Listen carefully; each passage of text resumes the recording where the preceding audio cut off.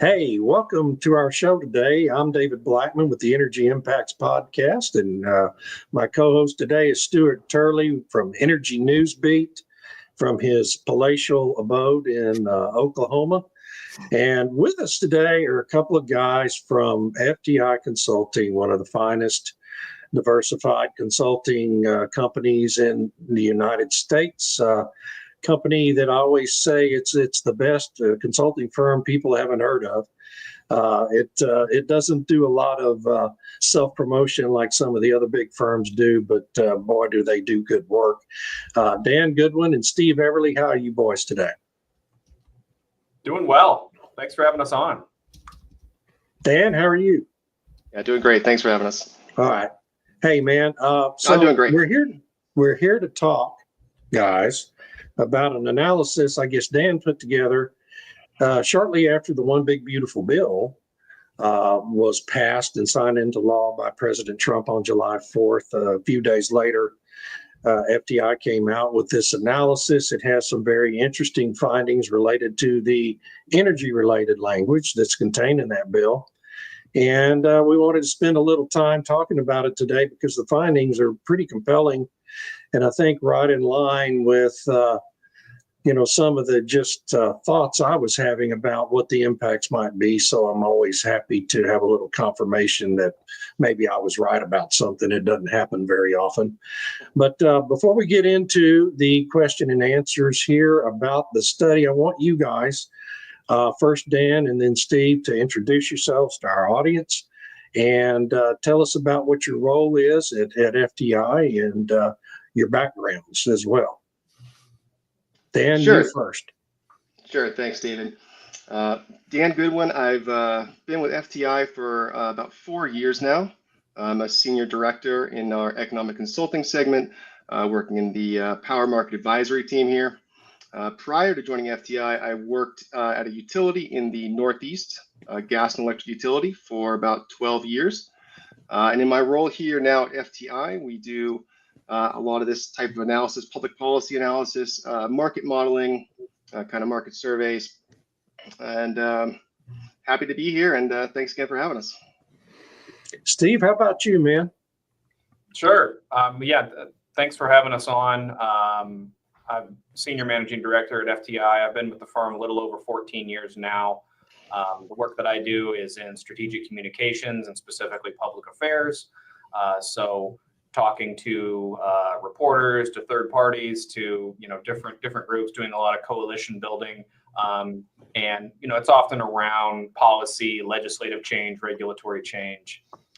That's kind of the sweet spot where I operate. Prior to FTI, I spent a few years working for former Speaker of the House Newt Gingrich, doing energy policy work with him at a couple of different think tanks here in Washington D.C. So. I'm always saying, in fact, I think the first time I met you, Steve, and I've known you for a long time, you were actually still working for the Speaker. Y'all convened a meeting there in Houston when I was down there with a group of people from the industry, and that I've known you ever since and know you to be a complete outlaw, miscreant, and all-around good guy. So that's about good right. to see you.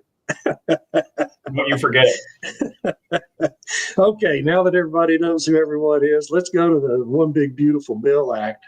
I saw this. Steve actually put up a post on LinkedIn about it, and I wanted to share it with my audience at Substack because I just thought it was really terrific. Dan, your analysis comes up with both winners and losers from the language in the bill, and it projects two of the big winners are going to be natural gas and stationary batteries, as well as modern nuclear, next generation nuclear. And with losers are going to be wind and solar. And I think that's perfectly intuitive given the changes that were made.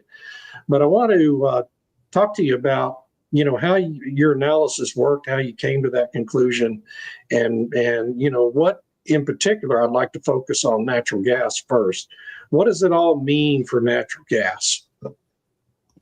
Sure. So to start with the modeling itself, our group uses a third-party licensed software called Plexos.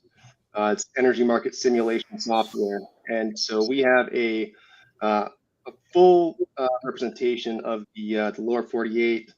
Over 130 individual zones represented within the country, and we build our model from the ground up using publicly available data sources.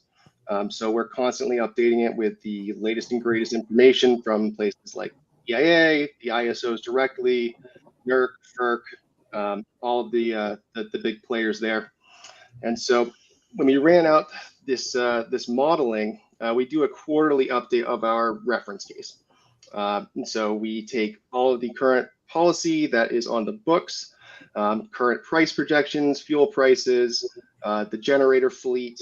We update everything. We do that quarterly and produce a full model of the US. And so the timing worked out well in that we had just recently completed our Q2 update of our reference case forecast when this bill was working its way through Congress. And we had thought potentially that we could get this reflected in our Q2 update, but obviously the terms were changing right up until the last hours leading up to when it was passed. But that work allowed us to be ready to turn around this kind of quick analysis to kind of see directionally what the bill was going to have for impacts specifically on build and retirement decisions. So we do, with our Plexos modeling, we do both capacity expansion, so economic builds and retirement decisions over a long period, normally 20, 25, 30 years. Then we can also take it down to the chronological level, doing production cost modeling. We haven't done that yet based on these the new policy, the One Big Beautiful Bill Act impacts, but that's something that we're working on and refining our assumptions, and we'll have that out though for our Q3 forecast. As far as the results go, and just to be clear, this focused specifically on the Eastern Interconnection. Yeah. Which the largest interconnect in the country, covers a good portion of the United States. Over 2/3 of the demand generation is cited within there. So we use that as the representative grid on which to look at these impacts. Did you look at the other grids in addition to this, or was it strictly focused on the Eastern Interconnect? This analysis is strictly focused on the Eastern Interconnect, but we're in the process of updating the others too, updating WEC, the Western Interconnect, as well as ERCOT.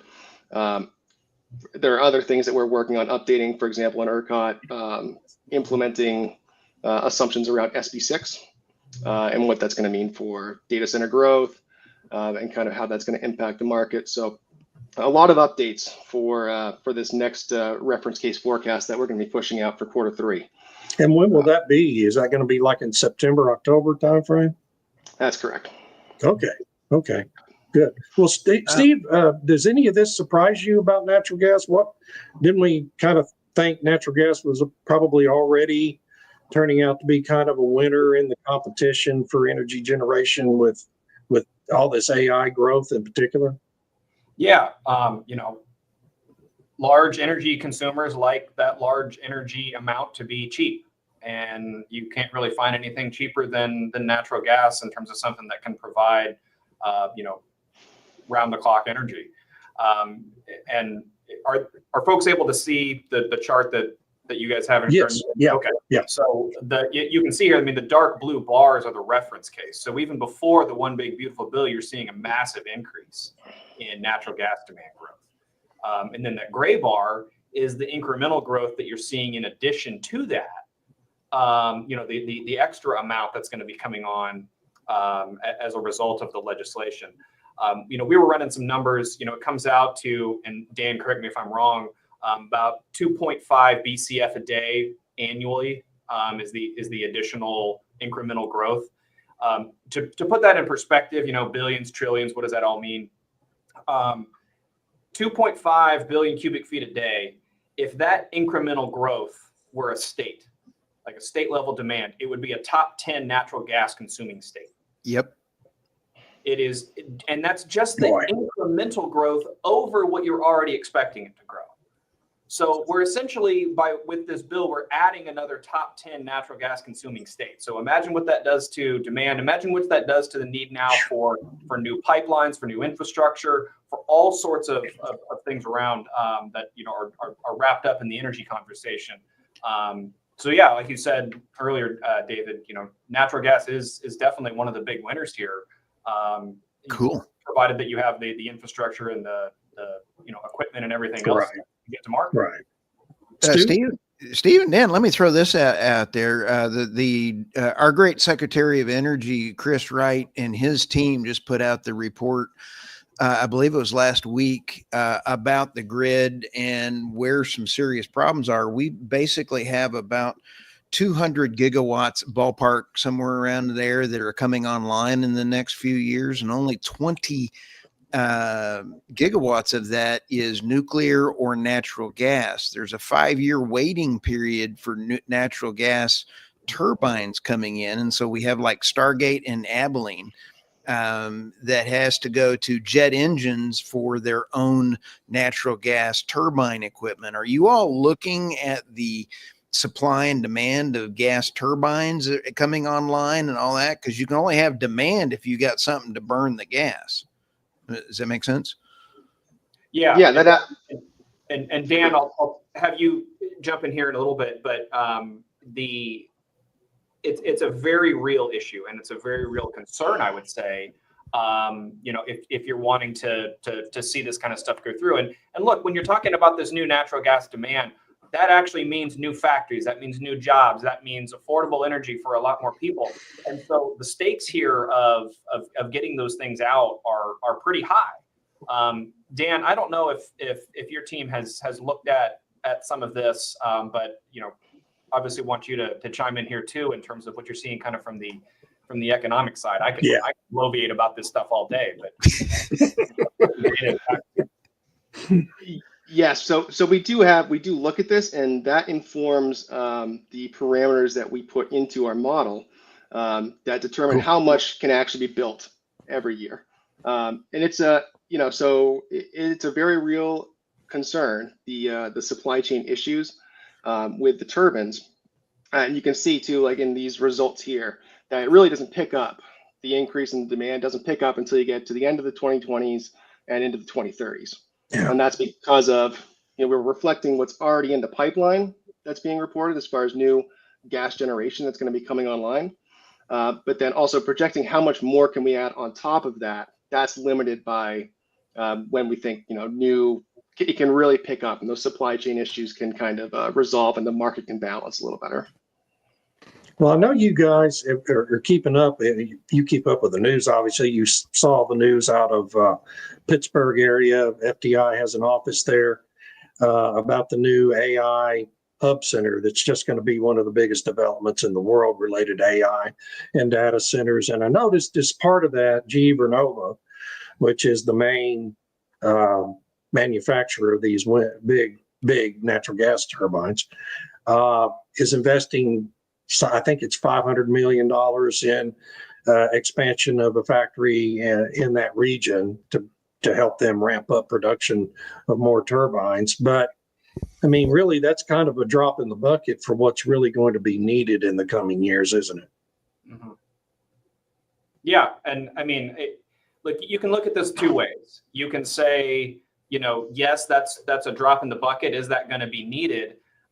You can also look at it and say this is an economic opportunity. Yeah. Because now there is a huge demand for building out these, let's just call them massive widgets that need to be, cranked out, and that there's already clearly a market for them. I don't have the exact numbers in front of me, but the electricity picture, the electricity generation and demand picture in the United States for the past 20 or so years was largely flat. And so there wasn't, this kind of, we need to ramp up and crank a lot of this stuff out. Yes, there was more natural gas demand. Yes, there was some of that, but like the picture was just different for 20 years. And now suddenly with AI and data centers, I would say also just other electrification things that are going on right now. There's a lot of factors. that's starting to go up. And so it's not just about how you're having increased demand. It's that for 20 years, you really didn't.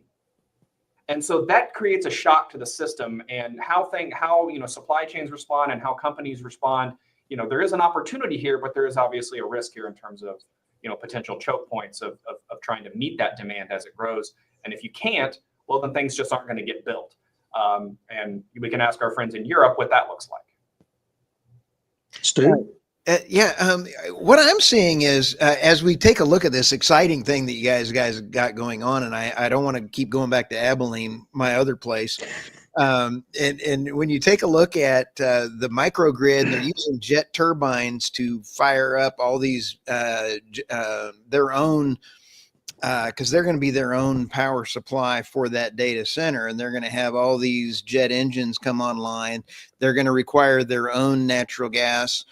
And so do you see that folks with microgrid access, is that factored in? And is the grid, I got two questions. Are you seeing a growth in microgrids due to the big, beautiful bill? And are you seeing a growth in decentralized management? Because as you guys know, this is now becoming a real problem because of the wind and solar. Is that a fair two sets of questions there? Dan? Sure. So I would say that we do expect that the One Big Beautiful Bill Act is going to lead to an increase in more behind the meter setups for these data centers.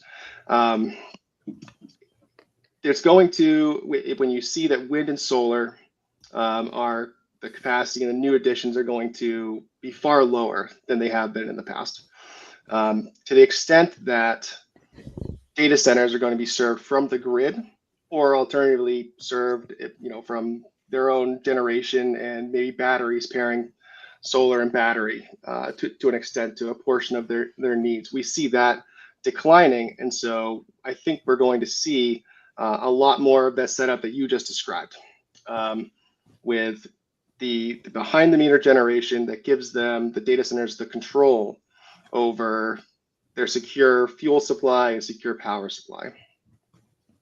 And I would add onto that too, that it's not only about them having their control, but if you follow the news around data centers and AI and the build out, you're starting to see this, there's some community opposition. There's also some of these national campaigns for the people who just don't want to build anything, and they're targeting these.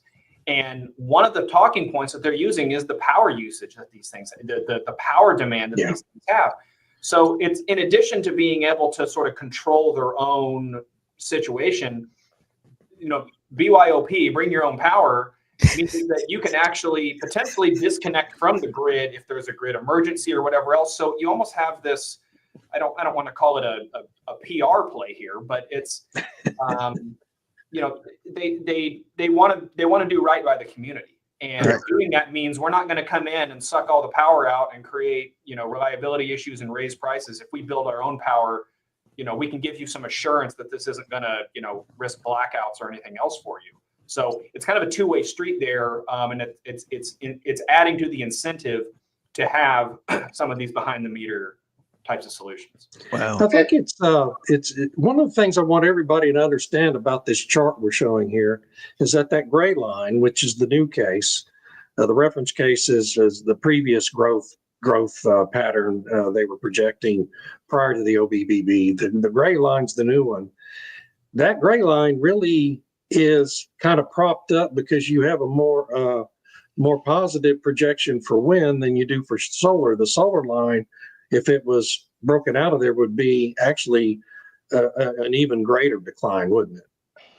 If I understood your report properly, Dan.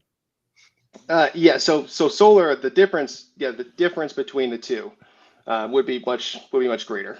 Yeah. Because the impact what's of solar driving that? What drives that? I saw a similar report from Inveris the other day that the outlook's better for wind than solar. What factors are driving that? Well, within our own modeling, I wouldn't characterize it that the outlook is better. I would say that the outlook was worse for wind in the original reference case. Okay. And so the impact is more muted relative to the impact of solar, more so because solar was projected to be growing much higher than wind. And so wind growth, the wind capacity growth has been slowing down over the last couple of years. There was that, the boom that happened, but it's really started to taper off. And solar, in its wake, solar has kind of picked up and become the renewable of choice, if you will, over the last couple of years. And so we've seen that explosive growth that was also in the projections, continued aggressive growth. And so the difference is really what's driving the changes there. Okay. Stu? Dan, you had a great, is this the end of solar's golden age in the US? I loved your article on your LinkedIn. So I get tickled when I see, reports saying that wind is going to die and then solar is going to die and then people don't have anything about it. Or what were your thoughts on this one? So this, thank you. And so my thoughts on this, it's complementary to the piece that we put out to about the impacts of the One Big Beautiful Bill Act. But this is just kind of some more detail on how the change in assumptions were implemented. And so this was also based on an early version of, I believe it was based on the House version. It's not all that different than what the final version was, and the impacts are directionally the same. But the main takeaway from this, and the key driver of this, I should say, is that while we have all this planned solar capacity, whether you're looking at what's in the queue or what has already initiated or finished regulatory approvals, whether or not they've started construction, there is a good lag between how much is in the queue and how fast it can get built. Yeah. And if just looking at what's in there right now, I think it was something like after 1 year, less than 6 gigawatts out of the 23 that's in the queue was able to get built. And even after 2 years, that number only went up to 7.2 gigawatts. So looking at the clock starting right now and saying that you have to be under construction in a year or in service within by the end of 2027 or start of 2027.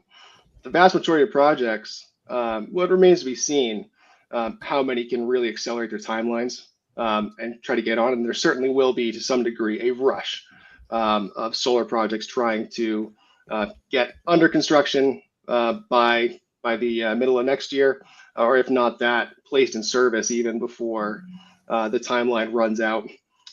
But if history, is any indication, the vast majority of those aren't going to be able to meet those timelines. Yeah, and there's going to be a lot of capital flight out of that industry too. I mean, my view, and y'all can tell me if I'm wrong here, but I've been in a running argument with a couple of critics of the bill about this, that once these private equity and institutional investors who fund a lot of these projects start to looking at the economics of those things without those subsidies, even as they just begin to phase away, they're going to start reallocating capital to other more profitable, bigger rate of return projects, aren't they? Or is that anything y'all have looked at? I think that's the obvious conclusion there. Yeah, well, I only do obvious things. That's as deep as my mind goes. On that point, David, FTI actually put out some research. Yeah, the question is, sorry, Dan. No, I was just going to say, the question is, how quickly is that shift going to happen? How well positioned is this capital to pivot and move into other areas? And I think it's likely that a lot of it has kind of seen the writing on the wall over the last 9 months or so. So we could see a fairly quick pivot, but now that we have certainty, which we have not had over the last 9 months, about where policy is going to go, what the new rules are going to look like, I think you're going to see people have been holding on to their capital, and I think you're going to see people making their moves finally in the back half of this year. Okay, Steve, go. Well, on the investor side, FTI put out some research last year with Tudor, Pickering, and Holt around kind of investor perceptions around the energy space. And one of the interesting findings was they were asking, where essentially, where are you most interested? What are you most excited about in terms of the energy space? Like which fuel over the next 12 months? Now, this was last summer, so it's been about a year. We'd see how that changed. But natural gas was at the top. It was something like 70+%. It was even higher than renewables. Yeah. Now, even if you go, and even when you went overseas, the non-US investors, it was something like 65% we're talking about natural gas. Renewables was a little bit higher. But I suspect if we did that survey again now, natural gas would still be at the top. And I'm guessing that the renewables element would be bumped down. So yeah, it's interesting to see. And look, the ink is barely dry on this act. And so the impacts right now, there's speculation and there's going to be a lot of noise out there. But I think that's what's always interesting about doing the kinds of research that we do in terms of trying to put some hard numbers to this. Yeah. Yeah. Stu? I got about 19,000 questions, and you guys are cool. But when we sit back and take a look, you've got two other slides, one on nuclear and then one on storage. But let's go ahead and go to the nuclear one here. I'm excited about nuclear, but nuclear could take a while to get here. And as we talk about, the microgrids, you throw in a small modular reactor. Yay, life is good, but we're years away. Secretary Wright is working to get, he just announced yesterday on the DOE that they've got a new fast track for fuel, which is exciting, but we're still going to be a couple years out. What were y'all's thoughts on the 9 gigawatts of new capacity under this? How is this going to play out? Yeah, so to that point, the 9 gigawatts of new capacity that we saw in this analysis comes on very close to the end of the 10-year period. So this is not something that we're not throwing SMRs onto the system in a couple of years. This is really towards the middle of the 2030s. Yep. So again, that's based on our current assumptions of how fast this technology can be deployed. If it accelerates, that timeline accelerates, then you'd likely see more in our modeling. Yay. And if it goes the other direction, then by even a little bit, for example, looking at this 10-year horizon, it pushes it out past the 2035 year. So it's very close right now when we look at just a 10-year period to being pushed out if it doesn't develop fast enough. Okay, and then let's go to storage, and I've got two other questions for you. If things that you're doing, and David, I apologize for stepping in here, but on the battery storage, recycling of lithium and the types of things is really a hot button for me, because how can we be good stewards of the planet when we can't recycle the wind farms or the solar panels or the batteries? And I know that that's not in the focus on this, but we have ballpark, what I believe 79,000 wind turbines. As we look at the effect of the total wind and the solar the declining out of this, we're going to see more wind farms come offline, and we're going to see solar come offline. Because what scared me in the report that I just saw from the Department of Energy was, of the 200 gigawatts that they have planned in all of the grids, only 20 gigawatts is natural gas and nuclear. And you had 10 on your timeline over here. So there's 10 gigawatts of, I'm just throwing some ballpark crayon math here. 10 gigawatts of natural gas. How are they going to do that 200 gigawatts that the grids need? This is a big report for you guys. And I think Doomberg said it best, when in doubt, write a paper. So you guys got a lot of homework ahead of you.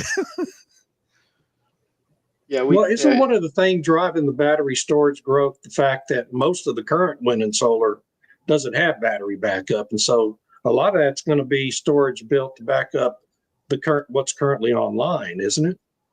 That's so correct. Is that already in the base case? No, that's correct. I would say that's one of the reasons that we saw battery storage increasing in this quick analysis. And also because you're putting less, when you're taking the wind and solar out, especially in the early years, you can see actually that the growth kind of levels off once you get into the 2030s. So that's when more gas is gas is really ramped up to full steam with the supply chain, and we can add more. Nuclear can start to come on. So it really is kind of filling the gap, firming up some renewables, and also providing grid stability. So it's doing a lot of heavy lifting in kind of load shaping and kind of moving, load shifting throughout the day. And we also saw a preference when we ran the modeling towards longer duration storage relative to what we've been seeing in the reference case, which is mostly 2, 4, some 4-hour. And in our One Big Beautiful Bill Act case, we're seeing more of a preference for 4 to 6-hour storage. And so a lot of that isn't that the big limiter on solar and batteries, right? Is the discharge time. You get 6 or 8 hours of good daylight on a clear day, and then you've got what we have in Texas currently installed is mainly 3-hour cycle time. So, but if you add even 4 to 6 hours, you're still only covering half the day, right? So, it just don't those technologies really need kind of a sea change, a jump to completely new technology that gives a lot longer discharge period, or is that even physically possible? There are some technologies, some battery storage technologies that are not fully developed and not commercially deployed right now in large numbers that extend that are very long duration. Obviously, it's cost prohibitive at this point. Right. But with every hour of duration that you add to a battery, you get a lot of value, a lot of bang for your buck. You can see if you look at what the effective load carrying capability estimates are, from different ISOs. Once you get up into that 6, 8, 10-hour range, the effective load carrying capability starts pushing up towards thermal units, getting into the 70-80% range.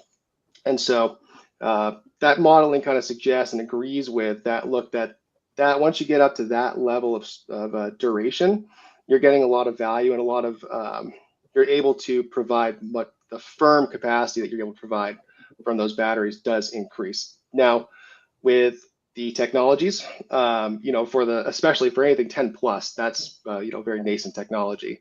But the costs also obviously increase. The longer the duration is, the more it's going to cost to build it.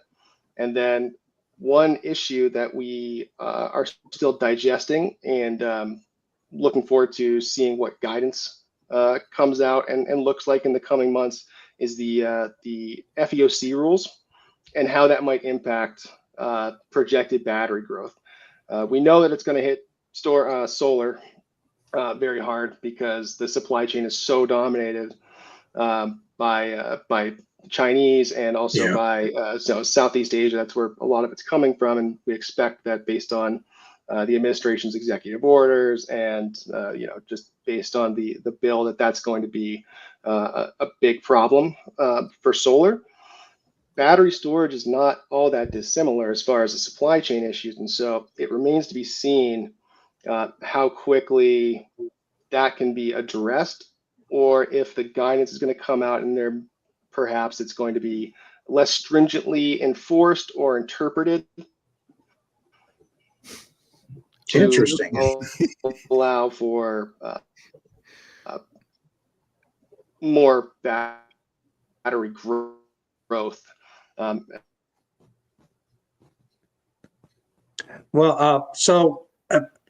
Steve, one last question for me is, even before all this, right, even before the bill, really over the past 10 months now, I've been tracking it, we have seen this kind of general consensus forming in the AI data center industry that the prevalent answer for their power needs is, particularly when it's behind the meter, is going to be natural gas, really, by and large, for the next 5 to 10 years at least.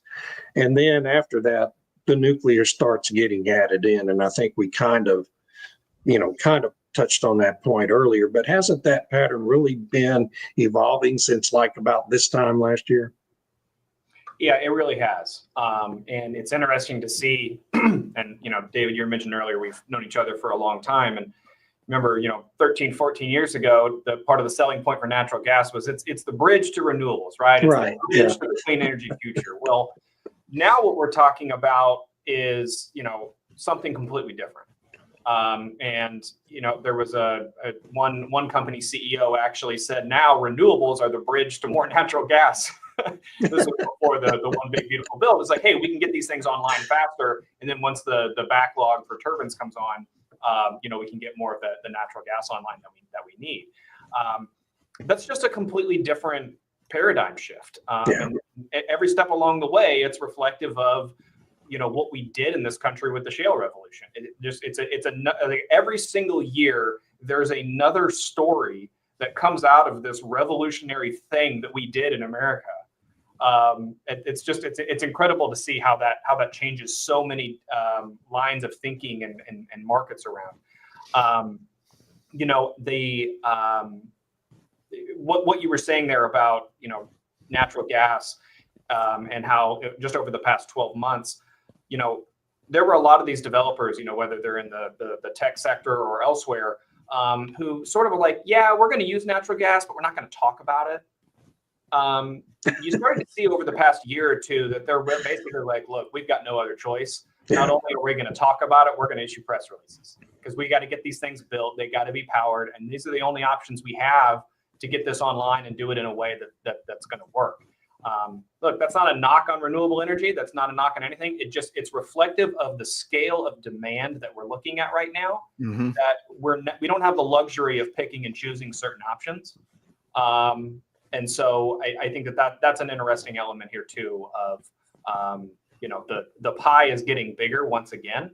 And people are starting to recognize the additional value of natural gas, even though it's been the largest source of our power generation for almost a decade now. Yeah. Stu, any last questions? Oh, this has been enlightening. I just look forward to another follow-on or two because on one of my articles I put out, one of the companies I'm following is Fluence Energy, FLNC, is developing long-term storage, Dan, like you were talking about. And I think storage is necessary for emergencies. And I love having access, but the technology is in the flux changing. And maybe that's what the big new beautiful bill will allow for them to fund some of this new technology. I'm all in on funding technology the first time to get it to market. I'm not in for subsidies permanently. Make sense? So, hey, with that, let me show you this one clip. We've got an 11 o'clock Doomberg stop by the podcast, and he is actually a cool cat. I love Green Chicken. First time David and I were interviewing him at a live event, a line formed up for people to get an autograph of Doomberg. This was at the NATE conference a couple of years ago. And suddenly now it's time to get a letter written about executing holistic strategic visions. And, let me go ahead and start. And actually retail gasoline demand hasn't dropped that much in California, despite all of the hype around electric vehicles. And the last thing I would say is, as we wrote recently, the big beautiful bill guts California's green energy transition just when it's most vulnerable. And so now you're stuck with a bunch of electric vehicles nobody wants to buy, and one of the most critical industries in the state leaving. And suddenly now it's time to get a letter written about executing holistic strategic visions. And, when in doubt, write a white paper. I love Doomberg. He's funny. Yeah. Good guy. Guys, what haven't we asked that we should have asked about this? Anything? I think you covered a lot of territory here. There's nothing that I could think of that off the top of my head here. It's been a great conversation. Well, what you guys before we go then? Oh, go ahead, Steve. Sorry. Oh well, just like Dan was saying, more to come. Like there's as I was saying earlier, like the ink's barely dry on this thing. There'll be more sort of analysis and impacts and kind of as things starts to settle. And it's going to be interesting. It's going to be interesting to follow in terms of what goes up and down and how the market reacts to this. And as always, it will react in interesting ways and potentially ways that we didn't expect. Well, we definitely want to follow up when that third quarter outlook comes out. So ping me on that when it's out. I'll be paying attention because this is fantastic information. You guys are terrific. I want everyone to know, particularly if you're in the industry and you need consultants, not just communications and not just this kind of analysis, but across the spectrum of your business in the energy space and a lot of other spaces. You need to find FTI Consulting. These guys do fantastic work. I actually was an employee of the company for a couple of years back in the day, and I learned more in those 2 years than I learned in the rest of my career combined. So I really appreciate you guys taking the time and look forward to talking to you again soon. Thank you for having us on, guys. Yeah, thanks so much. We will have your LinkedIn and the show notes and everything else, and this will be rolling out here. I appreciate your time and expertise. And with that, folks, thanks to all our viewers for chiming in. Really appreciate you, and we'll be back again soon.